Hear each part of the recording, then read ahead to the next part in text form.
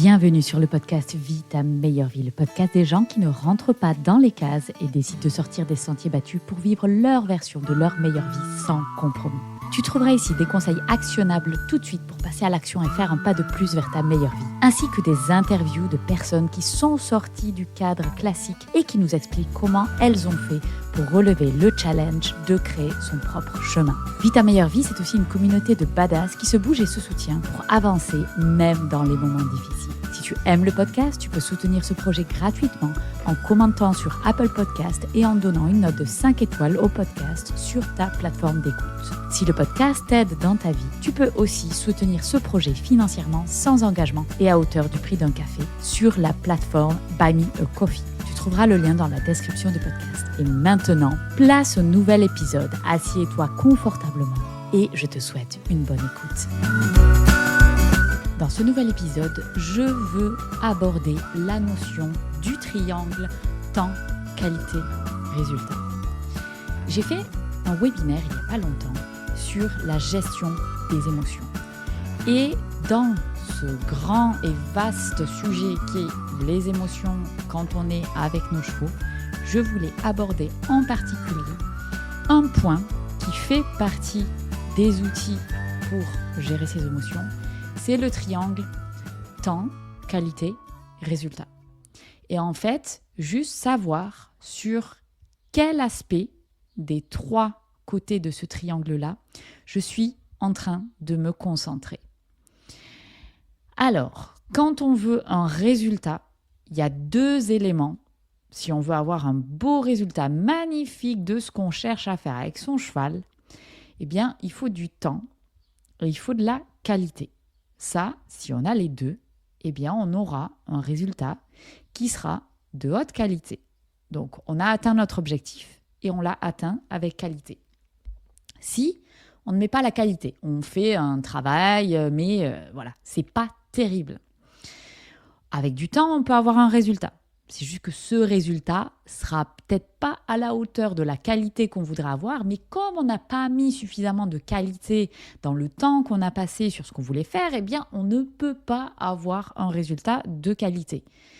Il faut à la fois donner du temps et de la qualité pour avoir un résultat de qualité. Si je n'ai pas le temps, je fais un travail de super bonne qualité, mais je n'ai pas le temps, eh bien, je ne peux absolument pas garantir que je vais avoir le résultat. Parce que même si ma qualité est bonne, si je ne donne pas le temps nécessaire pour atteindre le résultat souhaité, eh bien, je l'aurai peut-être pas, ce résultat. Donc, en fait, si on veut un résultat de haute qualité, il y a 2 paramètres, soit le temps et la qualité. Et il faut absolument les 2.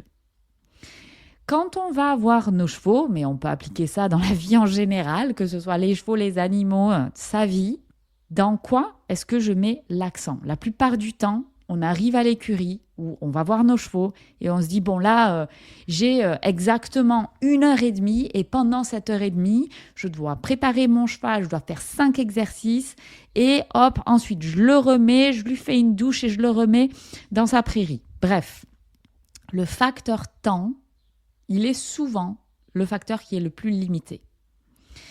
Si j'arrive avec un facteur temps limité, je ne peux pas exiger un résultat parce qu'il manque le facteur temps. C'est-à-dire qu'il vaut mieux à ce moment-là se dire « Bon, bah là, je ne vais pas exiger un résultat, je vais mettre la qualité avec le temps ce que j'ai et je verrai bien là où je vais arriver. » Mais souvent, quand on va voir son cheval, on demande tout. Sachant que la question, c'est mais qu'est-ce qu'on a mis nous dedans ? Est-ce que j'ai mis un travail de qualité ? Est-ce que moi, j'ai été au top du top dans ma communication, dans la manière dont je présente les choses ? Et est-ce que j'ai mis le temps ? Si je n'ai pas mis les 2, je ne peux pas exiger de mon cheval un résultat. Et en fait, ce qui est intéressant de regarder comme situation, et particulièrement les situations où ça s'est mal passé avec votre cheval. Donc, regardez en arrière, étudiez les situations où vous vous êtes dit « Là, j'ai eu une mauvaise séance ». Et essayez de comprendre pourquoi. Et regardez où est-ce que vous avez mis votre priorité. On est tout le temps, constamment dans nos vies en train de mettre notre priorité sur quelque chose. Comment on fait pour savoir sur quelle priorité qu'on met inconsciemment? En regardant ses actions. Si je vois que en fait, je voulais absolument avoir le résultat et finalement j'ai forcé un peu, ma qualité n'était pas top, mais j'avais pas beaucoup de temps, donc voilà, je voulais le résultat. J'ai eu le résultat, mais je n'étais pas contente parce que ce n'était pas à la hauteur de ce que j'espérais en termes de qualité. C'est que vous avez mis la priorité sur le résultat. Vous n'avez pas mis la priorité sur le temps ou la qualité. Et en fait, dans ces actions, ce qu'il faut, c'est prendre conscience à chaque fois, mais en fait, sur quoi je mets ma priorité. Est-ce que je mets ma priorité sur avoir un résultat de haute qualité ou est-ce que je mets ma priorité sur le résultat, mais si je ne donne pas temps et qualité, en fait, je serai toujours frustrée et j'aurai toujours des émotions négatives parce que je n'ai pas donné les ingrédients qui étaient nécessaires pour essayer d'avoir le résultat que j'espérais. Donc en fait, moi, mon sentiment négatif, il vient du fait que je ne comprends pas, je n'ai pas conscience de sur quoi je mets ma priorité et qu'en fait, j'ai une exigence de résultat et en fait, je ne peux pas exiger ce résultat en réalité puisque je n'ai pas mis les ingrédients. C'est comme si je voulais avoir un gâteau qui est super beau, super bon, mais sans avoir mis les bons ingrédients. À un moment donné, ça ne va pas marcher. Et ce sentiment, cette frustration, les sentiments négatifs qu'on a pendant nos séances négatives où on n'a pas eu ce qu'on voulait, c'est souvent, là dans la plupart des cas, qu'il y a en fait une dichotomie qui est liée à l'inconscience de là où on met sa priorité. Il y a un seul cas dans la vie, avec son cheval ou dans les interactions qu'on va avoir avec nos animaux, où il faut mettre la priorité sur le résultat. Ça va être quand il y a une urgence médicale. C'est le seul moment où on se dit, là, j'ai besoin que mon cheval y rentre et j'ai besoin qu'il rentre vite. On ne va pas parler de faire les choses avec qualité en mettant du temps. Là, c'est juste qu'il faut qu'il rentre parce qu'il y a une raison médicale. Il y a peut-être un risque de vie ou de mort. Donc là, la priorité, bien sûr, c'est le résultat pour amener son cheval le plus vite possible à l'hôpital. Le reste, on verra après. Évidemment, dans un monde idéal, on a travaillé le van, tout ça s'est bien passé. Mais voilà, parfois, il y a des urgences. Donc ça, regardez dans la vie de tous les jours, quand on n'est pas en urgence médicale, regardez dans quoi vous mettez votre priorité. Alors, je vous invite là tout de suite à regarder un petit peu dans tous les points de votre passé. Regardez sur quoi, quelles ont été vos actions et vos actions diront sur quoi vous avez mis votre priorité.